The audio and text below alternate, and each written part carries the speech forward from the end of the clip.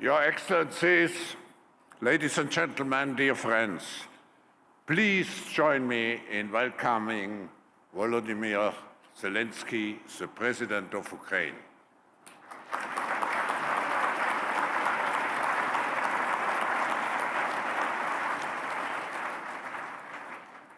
Mr. President, after having had the pleasure to welcome already the last 2 years very powerful delegations from your country, it's now my great honor to actually welcome you back to Davos, because during your remarks at the annual meeting 2020, where you were among us, you mentioned that the biggest threat to a cohesive and sustainable world was security. You also warned of the consequences of accepting the new normality when at the same time parts of your country had already been under partial occupation for 6 years.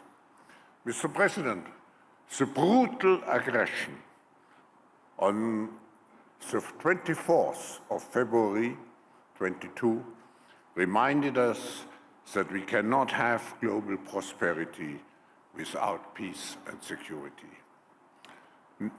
Nearly 2 years since the war, Ukraine still stands.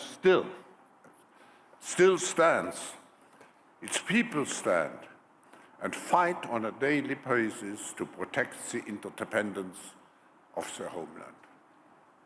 Thanks to your leadership, Mr. President, as well as the determination of every Ukrainian citizen, your country has remained incredibly resilient in response to the war.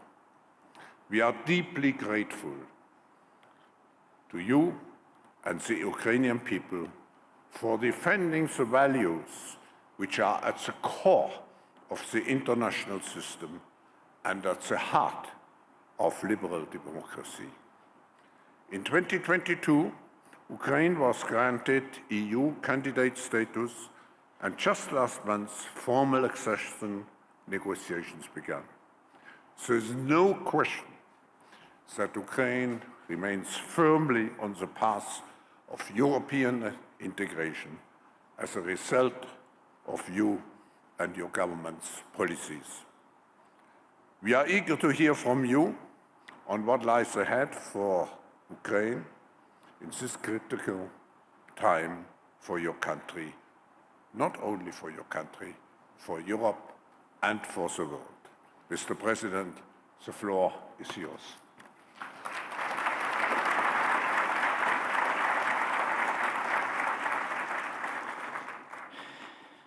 Thank you so much. Professor Schwab, thank you for your very kind introduction. President Brandon, ladies and gentlemen, I appreciate your willingness to hear answers to truly important questions. When will the war end? Is the third world war possible? Is it time to negotiate with Putin? The full-scale war in Europe has been ongoing for nearly 2 years. Counting the time since Russia's illegal annexation of our Crimea, it's been almost 10 years. And for almost 10 years, Russia has been interfering in African countries from Sudan to Mali. The Syrian war still bleeding because of Putin's decision to prove something to the world has been ongoing for almost 13 years. In fact, one man has stolen at least 13 years of peace, replacing them with pain, and crises that impact the entire world. Putin is trying to normalize what should have ended in the 20th century. Mass deportations, cities and villages razed to the ground, and the terrifying feeling that the war may never end. In fact, Putin embodies war. We all know that he is the sole reason why various wars and conflicts persist and why all attempts to restore peace have failed, and he will not change. He will not change. We must change. We all must change to the extent that the madness that resides in this man's head or any other aggressor's head will not prevail. Putin is frank about what he wants, what he does, and who his targets are. His answer to the duration of the war is always war, without an end, and he wants in this way. His answer to the limits of chaos in the world is the boundless support of terrorist forces. He enjoys conflicts that cause suffering to others. His answer to calls for peace is supplying more and more weapons from North Korea and Iran. Regimes like his exist as long as they wage wars. And we all in a free world exist as long as we can defend ourselves.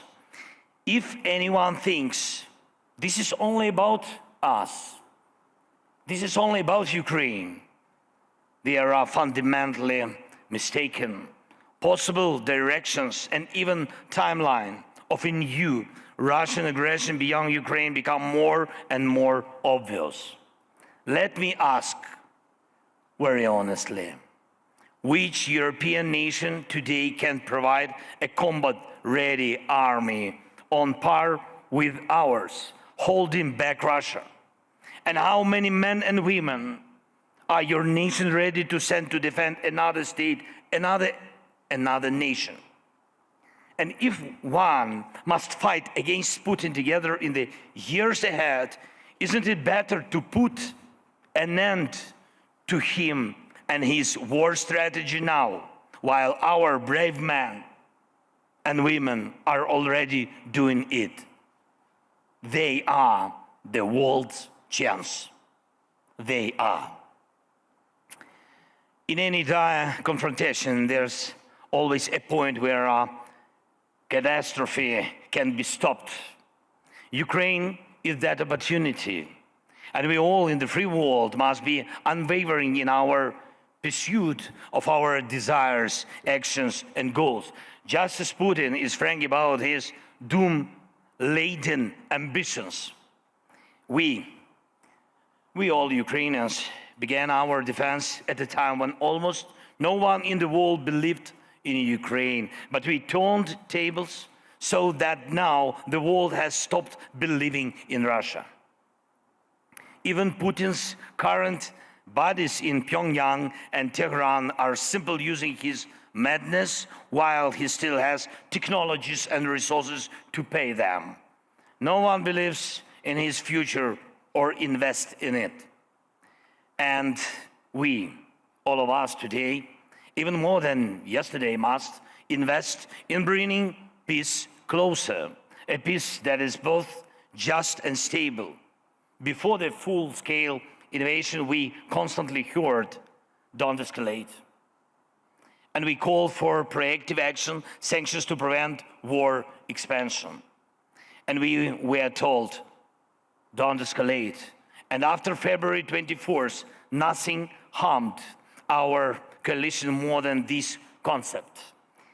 Every "don't escalate" to us sounded like "you will prevail" to Putin. And we asked for new types of weapons, and the response was "don't escalate." But then weapons arrived, and there was no escalation. A Russian missile fell on NATO territory. The response again was "don't escalate."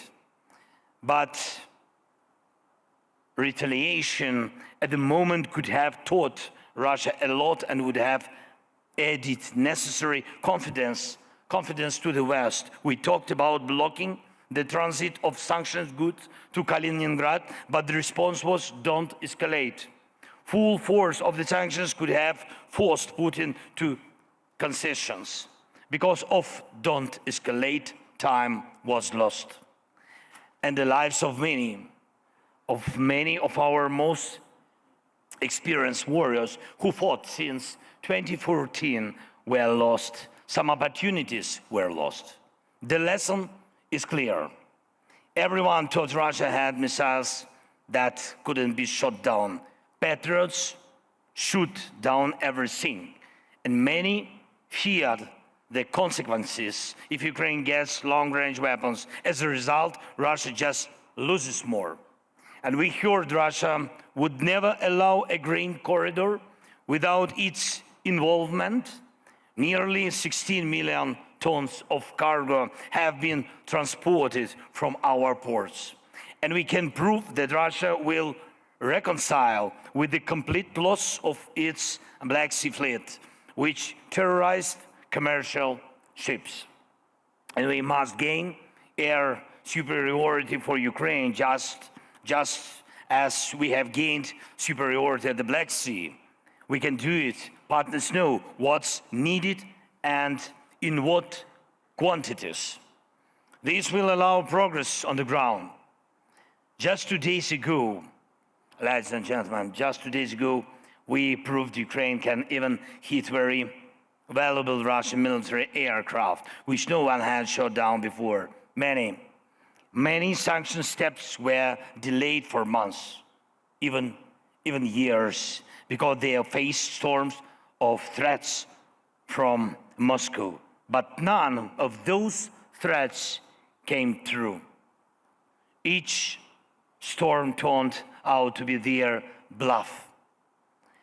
And how can one be satisfied with the sanctions against Russia or export controls if they don't even block its missile production? In every Russian missile, there are critical components from Western countries, dozens of components in every missile. And it's true, it's fact. And of course, I'm grateful for each package of sanctions. Thanks, partners, thank you. But bringing peace closer will be a reward for all those who care to ensure that sanctions work 100%. And by the way, it's a clear weakness of the West that Russia's nuclear industry is still not under global sanctions, even though Putin is the only terrorist in the world who took a nuclear power plant hostage. It must be a strong decision this year when frozen Russian assets, soaring and oligarchic, will be directed towards defense against the Russian war and for reconstruction of Ukraine. Putin loves money above all. The more billions he and his oligarchs, friends and accomplices lose, the more likely he will regret starting this war. Putin must regret. We need him to lose. We need to finally dispel the notion that global unity is weaker than one man's hatred. And we can do it. Ladies and gentlemen, this year must be decisive. Can freezing the war in Ukraine be its end? I don't want to settle for the truism that any frozen conflict will eventually reignite. And I remind you that after 2014, there were attempts to freeze the war in Donbas. There were very influential guarantors of those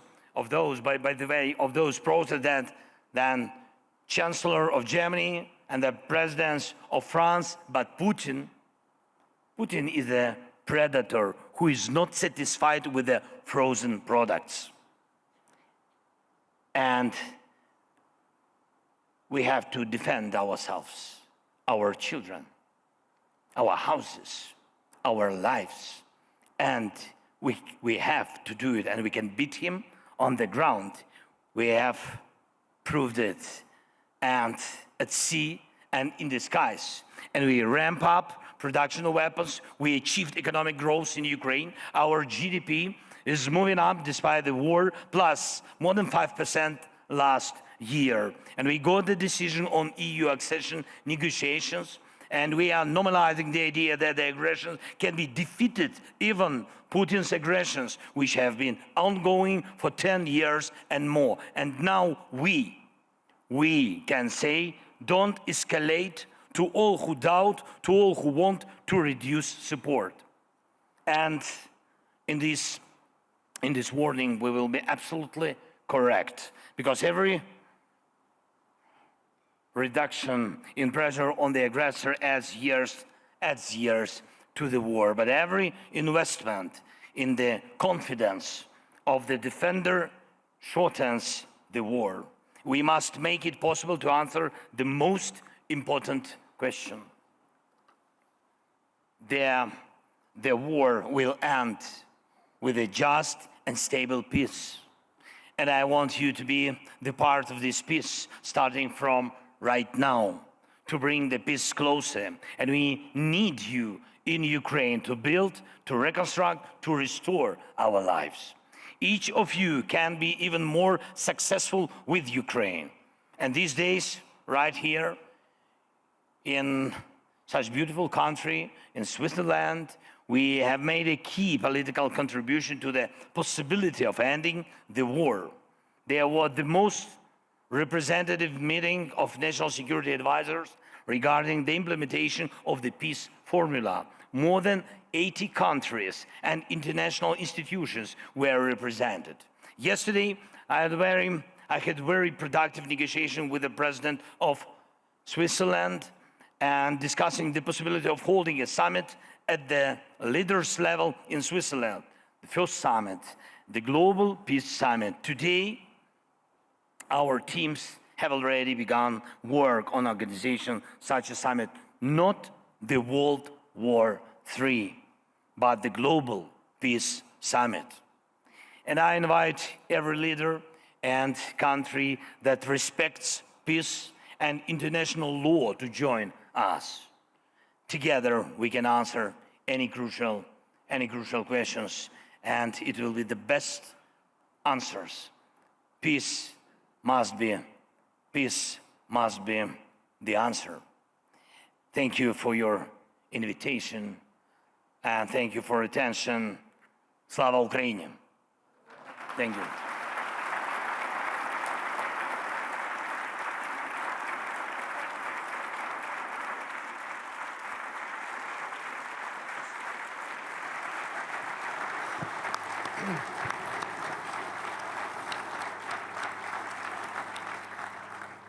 Mr. President, I think you can feel the warmth from the audience. I never seen this room so full.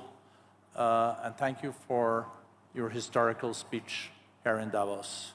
I think we all know when we are witnessing history, and with President Zelenskyy, he's one of the historical figures of our time. To stand against Russia as one of the largest military powers in the world, like you and your people have done, is, of course, truly historic. But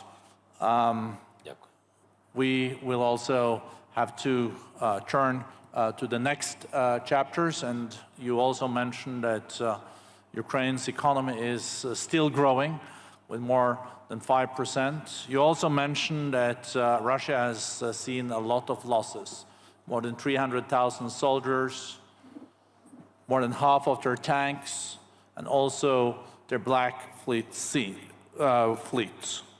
I was just wondering, listening to you, how long will the Russian people let Putin continue with this?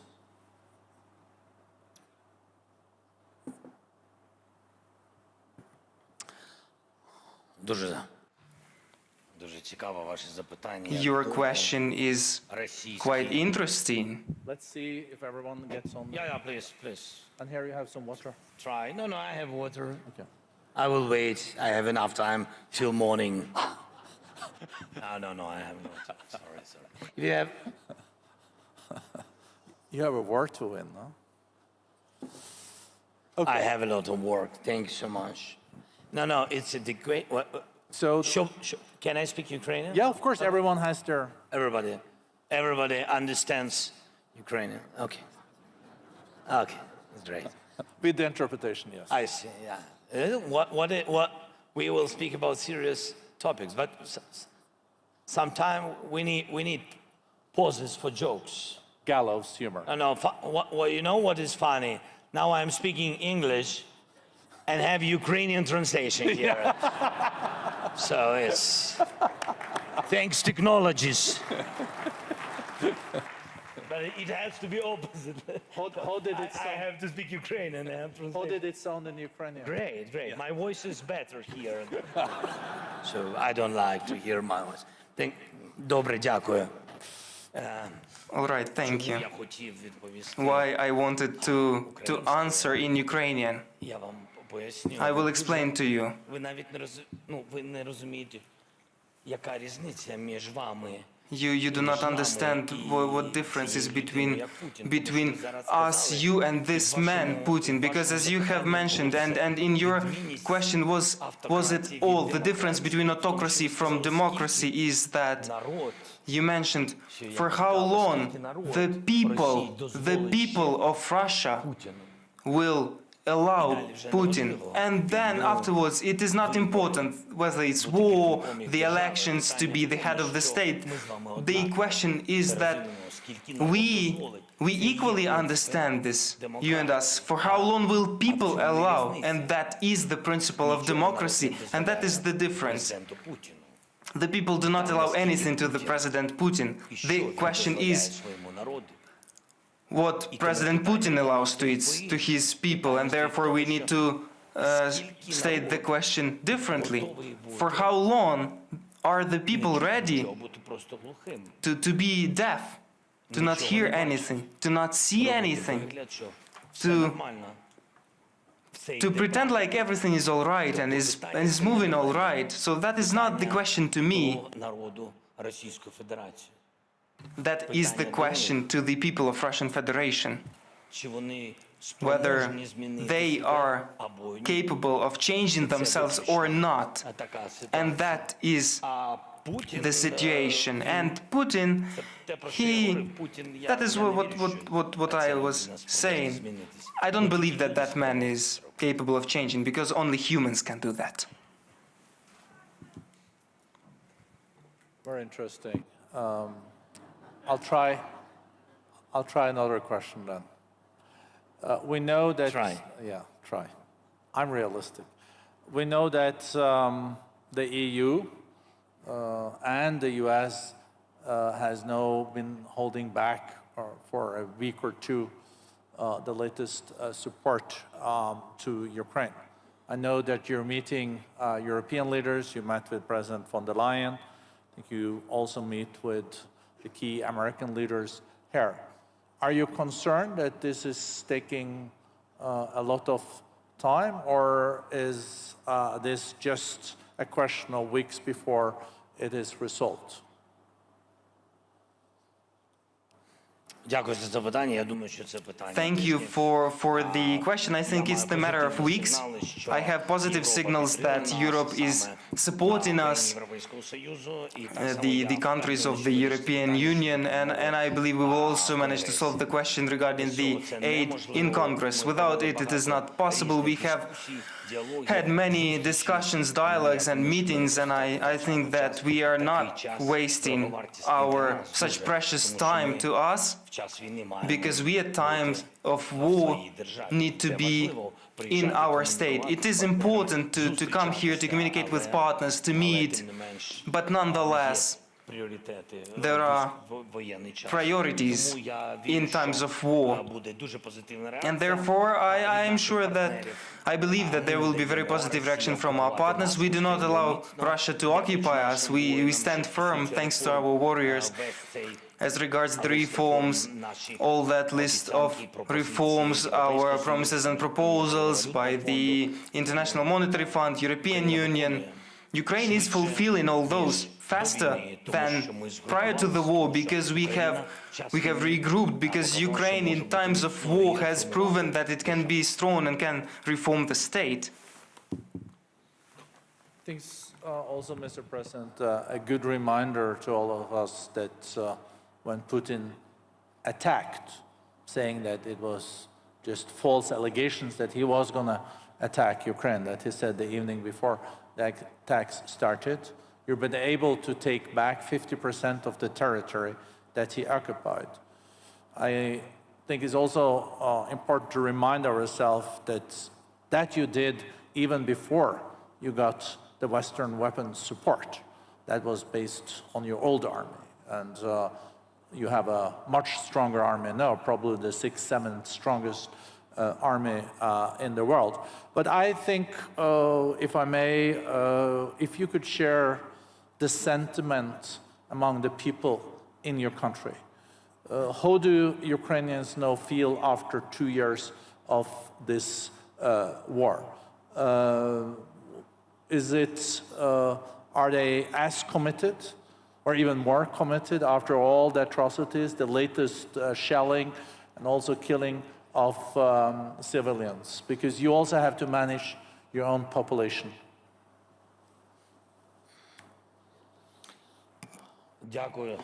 Thank you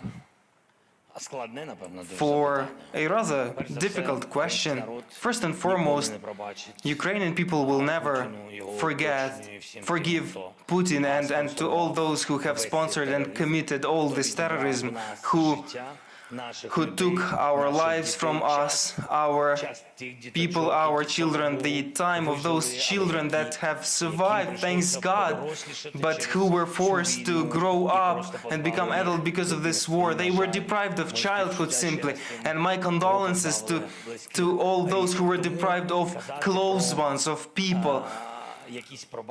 Therefore, to mention anything about forgiveness,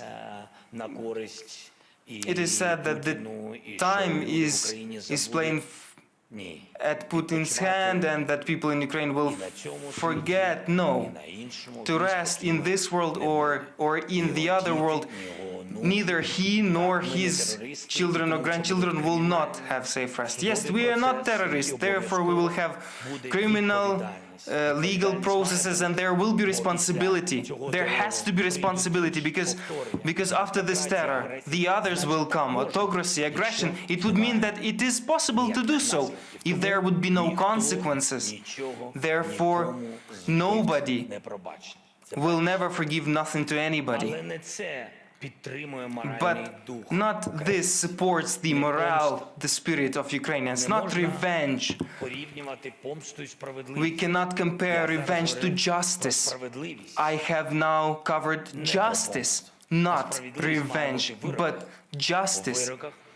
Justice has to be in sentences, in precise years and places where they need to spend their long, many-year vacation. The issue is in justice. The morale is supported by the desire of Ukrainians to be free and for freedom, for the human rights, for your own choice, how you want to live, whom you want to elect, whom you want to love, where you want to rest. For it is for this choice, for the sake of freedom, that Ukrainian people are fighting bravely, courageously, resiliently. And I believe that it is fighting for our common values. It is difficult to understand the price of such values when you do not have war. Therefore, your support is so important. It is so important for the people to understand the price of it before the disaster comes. And if we unite all together and unite in the help to Ukraine and in isolating Putin, and if we do that, that will be a right preventive political step so that the war do not come to other countries, to Ukraine, And this is what Putin wants. By distracting his slavery population of poor people, he is not capable of building up market economy in Russia. He did not succeed in that. He did not manage to create middle class out of poor people, to let people enjoy the results of their work, to enjoy their lives. Therefore, he proposed radicalism to them. Because of the work of Kremlin, their lying information policy, and because of the war, if you cannot give the economy, he has found for them other military quote-unquote victories, that is occupation of other territories, destruction and killing. I apologize, my response was rather long. Your question was shorter. I think they're more interested in hearing you than me. I think, Mr. President, Enough. I think that was an amazing way to end. Maybe just short question, how can we in this room, and also we discussed this morning with, you had 70 global CEOs in the room, how can we even better contribute for the principles you laid out and for Ukraine? I have stated to you absolutely frankly to us, I believe that our strength and our main treasure of Ukraine is people, and they have proven to the whole world that they are smart, talented, modern, and they are sharp-witted, they are brave, and they are absolutely open. And I told you that for us today to build up a resilient economy, only our people and your investments are capable of that. The working places, many of those.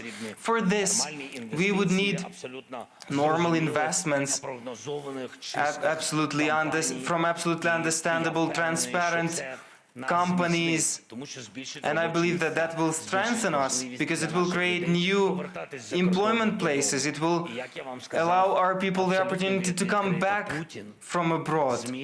And I have already stated that Putin has managed only to enter the villages where he has killed all people, or where there were no people because they have fled because of the war. But if there were many people who were ready to defend their land, and they did indeed manage to do that, so please strengthen our economy, and we will strengthen your security. Thank you so much. Thank you.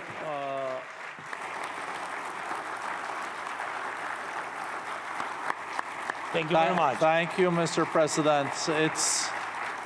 It's been an, you see? Thank you very much. Thank you so much. Thank you very much. Okay, thank you. Thank you so much.